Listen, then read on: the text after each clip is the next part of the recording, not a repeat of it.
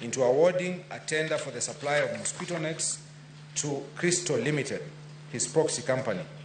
Crystal Limited has submitted a fake bid bond with the sole intention of fraudulently acquiring public property.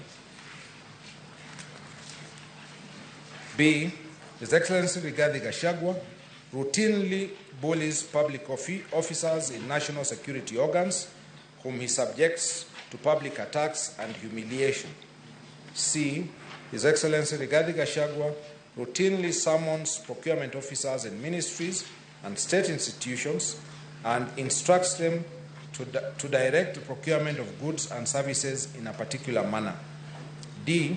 In the presidency, His Excellency Rigathi Gachagua identified public officers who he thinks stand in his way of creating dominance within government and political kingship, and he has severely threatened, intimidated, and harassed them.